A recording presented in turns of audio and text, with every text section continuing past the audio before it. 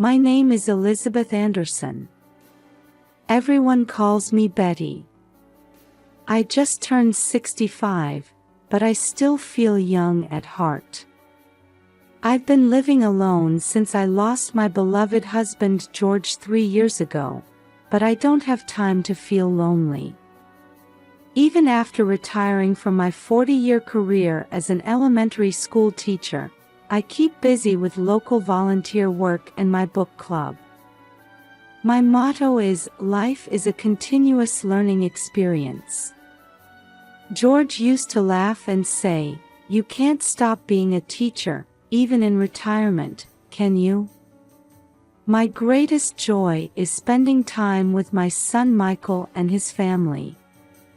Especially my 3-year-old grandson Tommy, who's the light of my life. Just seeing his smile warms my heart. Tomorrow is Tommy's 3rd birthday. I'm so excited already. Michael and Sarah seem to be busy with work, but we're planning to celebrate together over a video call.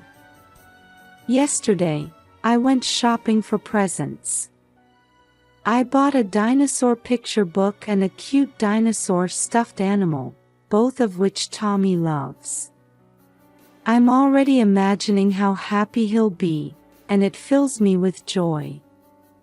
The morning sunlight streaming through the window woke me up. I glanced at the clock. It was only 6 a.m. But today is Tommy's 3rd birthday, and I'm too excited to sleep any longer. I got out of bed and made some coffee first thing. With a warm cup in hand, I headed to the living room. On the table lay the presents I had carefully wrapped last night. I couldn't help but smile. At 8 o'clock, I started preparing for the video call. I turned on my new tablet and checked the connection. I fixed my hair and put on a bright cardigan that Tommy likes. I hung Tommy's favorite dinosaur picture in the background. At 9 a.m., the appointed time, I nervously pressed the call button. As the ringtone sounded, my heart started racing. The screen brightened, and Tommy's face appeared. But at that moment, my smile froze. "Tommy." My voice was trembling. The Tommy on the screen had white bandages wrapped around both eyes. His usual bright smile was nowhere to be seen. "Grandma." Tommy's voice was small and shaky. "Grandma, I can't see anything." With those words, I felt my world crumbling. "Tommy, what happened? What's going on?" I asked frantically. But Tommy remained silent, just trembling his small body. "Michael? Sarah? Are you there?" I called out desperately, but there was no answer. Around Tommy, there were no birthday decorations or cake to be seen. Just white walls and a dimly lit room. What kind of special birthday is this? "Tommy, it's okay. Grandma's coming right away, all right?" Tommy nodded faintly at my words. The video call suddenly cut off. I tried calling back, but couldn't get through. As my mind went blank, I immediately decided to take action. With shaking hands, I grabbed my car keys and rushed out of the house. It's a 3-hour drive to Michael's house. On the way, I called Michael and Sarah's cell phones multiple times, but neither answered. Anxiety and fear spread through my chest, but I told myself I needed to stay calm for Tommy's sake. 3 hours later, I arrived at Michael's house. I knocked on the front door, but there was no response. "Tommy?" "It's Grandma," I called out, and I heard a faint noise. Deciding it was an emergency, I used the spare key I had been given before to enter the house. In the dim interior, I found a frightened Tommy. "Grandma!" Tommy ran towards me, crying. "It's okay, Tommy. You're safe now." I hugged my grandson tightly. I carefully removed the bandages from Tommy's eyes. Fortunately, there didn't seem to be any major injuries, but there were bruises around his eyes. Anger welled up inside me, but right now, calming Tommy down was the priority. "Tommy, let's go home with Grandma," I said gently while quickly packing his things. Before getting in the car, I called the police and Child Protective Services, briefly explaining the situation. Following their instructions, I decided to move Tommy to a safe place. As I drove, my resolve solidified. What should I do next to uncover the truth and protect Tommy? It's going to be a long night. By the time I brought Tommy back to my house and finally settled him down, it was late into the night. After gently tucking him into bed, I returned to the living room, feeling almost crushed by heavy fatigue and anxiety. Gazing out the window, I desperately tried to figure out what to do next. I still couldn't reach Michael and Sarah. Where on earth were they? And why had they left Tommy in such a state? Questions kept piling up. I took a deep breath to calm myself. "Stay cool, Betty," I told myself. From my years of teaching experience, I knew the importance of remaining calm in difficult situations. First thing in the morning, I called Child Protective Services and gave them a detailed explanation of the situation. They responded quickly, arranging for a social worker to visit my home that same day. Next, I contacted my friend Judy, who lives near Michael's house. "Judy, it's been a while," I said over the phone. Judy sounded surprised. "Betty, what's the matter? Did something happen?" I took a deep breath and briefly explained the situation. Judy's voice was clearly shaken. "Actually," Judy began hesitantly, "things have been strange at Michael's house lately. There's been crying at night, and the curtains are always closed, even during the day." This information amplified my anxiety.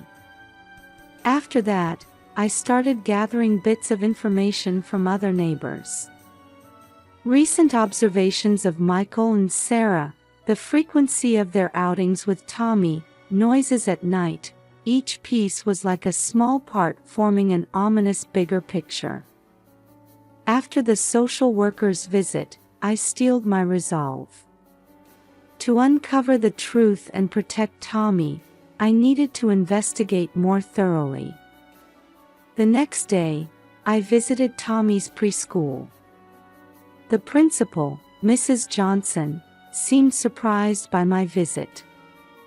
"Mrs. Anderson," the principal said, "is this about Tommy? He's been absent for 2 weeks. His parents said he had a cold, but..." A cold? Michael hadn't mentioned anything about that. As I inquired further, I learned that Tommy's behavior had been gradually changing. Once an active child, he had become increasingly introverted, and sometimes had unexplained bruises. Next, I visited Tommy's pediatrician. While bound by doctor-patient confidentiality, the doctor, seeing my desperate state, offered some general advice. "Recently, We've been particularly vigilant about not missing signs of abuse, the doctor said carefully.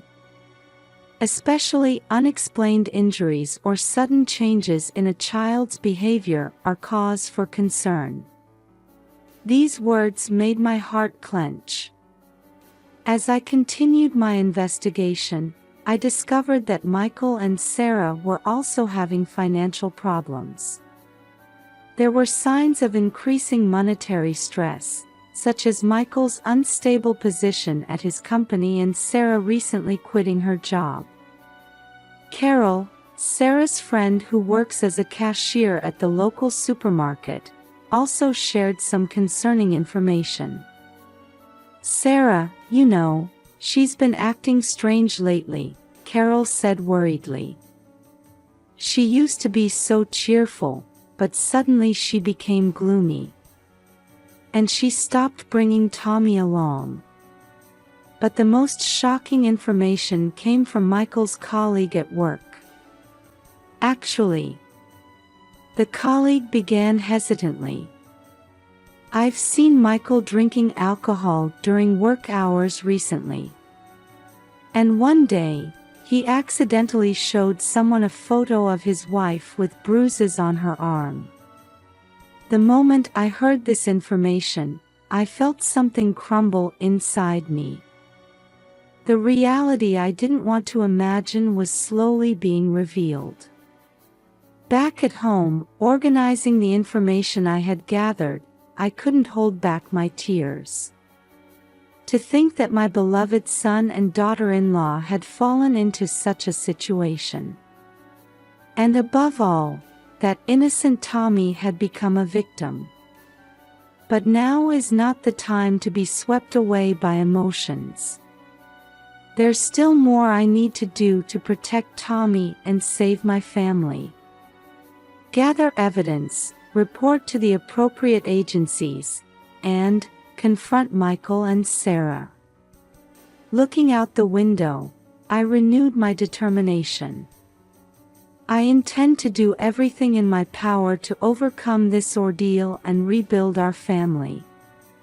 Faced with the mountain of information I had collected, I let out a deep sigh. Scattered across the table were notes, photographs, and copies of medical records. The reality these pieces of evidence pointed to was far beyond my imagination. How did it come to this? I muttered, reviewing the documents again. Records of Tommy's injuries, testimonies of Michael's drinking, statements from friends suggesting Sarah's depression. All the pieces were pointing to a painful truth. I decided that to handle this situation properly, I needed expert advice. I contacted Jeanette, a longtime friend and retired lawyer. Betty, this is serious, Jeanette said as she looked through the documents. There's a high possibility of child abuse. Legally speaking. As I listened to her explanation, I took notes frantically. Child Protective Services, temporary custody orders, and potential criminal charges. These words were becoming frighteningly real. But first, you should confront them, Jeanette gently added. There's still a chance to repair the family bonds. Her words gave me a glimmer of hope. The next day, unexpected information came in. A phone call from my old friend John. Betty, I heard Michael and Sarah are coming back on a cruise ship the day after tomorrow morning. My heart raced. The time for confrontation had finally come. Thank you, John, I replied, taking a deep breath. I'll go to the port too.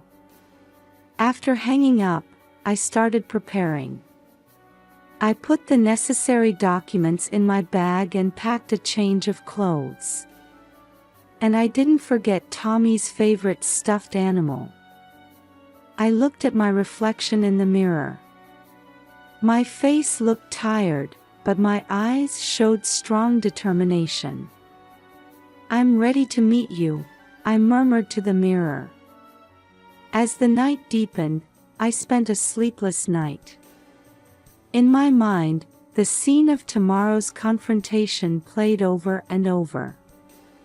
Anger and sadness, and above all, a strong desire to save my family, all intermingled. The next day, as a final preparation, I spent precious time with Tommy. The bruises around his eyes were fading, but the wounds in his heart were still not healed. "Tommy, let's go meet Daddy and Mommy with Grandma, okay?" I spoke gently. Tommy looked anxious but nodded slightly. "Are Daddy and Mommy angry?" Tommy's small voice made my heart ache. "It's all right, Tommy. Grandma's here with you." I hugged him tightly. Imagining the journey to the port, I kept reminding myself, stay calm, but firm. With love, but without compromise. The weight of the documents in my bag tells the gravity of this situation. But even heavier is the importance of this confrontation that could determine the future of our family. Tomorrow morning, we'll head to the port. There, we'll face the truth that has been hidden for so long. And no matter how painful it may be, I believe it will be the first step in repairing our family bonds. All right, everything's ready. I took a deep breath and closed my eyes, preparing for tomorrow. Passengers are disembarking one after another from the cruise ship that has arrived at the port. My eyes are desperately searching for Michael and Sarah. Holding Tommy's small hand tightly, my heart is pounding fiercely. And then, finally, I saw them. "Michael! Sarah!" I called out loudly. The moment they turned around, I could see their expressions freeze. As soon as they saw Tommy, the color drained from their faces. "Mom?" Michael's voice cracked. "Why are you here with Tommy?" Sarah was at a loss for words, just standing there with her mouth open. "Grandma, I'm scared," Tommy trembled, clutching the hem of my dress. People around us started to notice our situation, looking on with interest. The tension was palpable in the air. "You're going to explain everything," I said quietly, but in a strong tone. Michael looked around and said anxiously, "Not here. Too many people watching." "Then where should we talk?" I pressed, not backing down. At that moment, several police officers appeared in a corner of the port. They must have been dispatched in response to the Child Services report. Michael and Sarah's faces turned pale. As they tried to run away, I grabbed their arms firmly and said, "You can't run anymore. It's time to tell the truth." The police intervened and guided all of us to a quiet room. There, the shocking truth was revealed. Michael let out a deep sigh and began to speak. "Mom, we couldn't take it anymore." Sarah continued, crying, "The stress from work, the debts, and... Does that give you the right to abuse Tommy?" My voice was shaking with anger. Michael covered his face and said with a choked voice, "At first, it was just scolding. But gradually, it escalated. One day, I impulsively..." Michael's voice broke off. I pushed Tommy hard, he fell and hit his eye. I was overwhelmed by a complex mix of emotions, anger, sadness, and love for my grandson. Why didn't you ask me for help? My voice was trembling. We were ashamed, couldn't tell anyone. Michael's answer made my heart ache. The police officers were watching the situation with stern expressions, but one female officer was gently talking to Tommy. "It's okay now, Tommy. You're safe," she said. At those words, Tommy's body seemed to relax a little. Michael and Sarah were arrested, and Tommy was placed under the protection of Child Protective Services.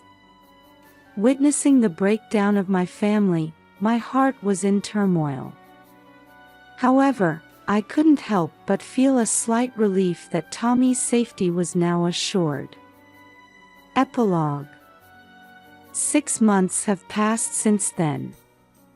Michael and Sarah received suspended sentences and are participating in a strict rehabilitation program. Ironically, they ended up being exposed to the public eye they had feared so much. Tommy came to live with me, and day by day, we're working on healing his heart and body. "Grandma, can we go to the park today?" Tommy asks at the breakfast table. The wounds around his eyes have healed, and his smile is slowly returning. "Of course, Tommy," I smile at him gently. The road to rebuilding our family is long and difficult, but I haven't given up hope. Michael and Sarah are sincerely reflecting on their actions and, while receiving counseling, are trying to gradually repair their relationship with Tommy. "Betty, thank you so much," Sarah said tearfully during a recent visit. "If you hadn't taken action, we would have sunk into a bottomless pit." The family bonds have been deeply wounded, but I believe that with love, patience, and above all, hope, they will surely heal someday. By overcoming this ordeal, our family will become stronger. I firmly believe that the future reflected in Tommy's smile will be filled with happiness.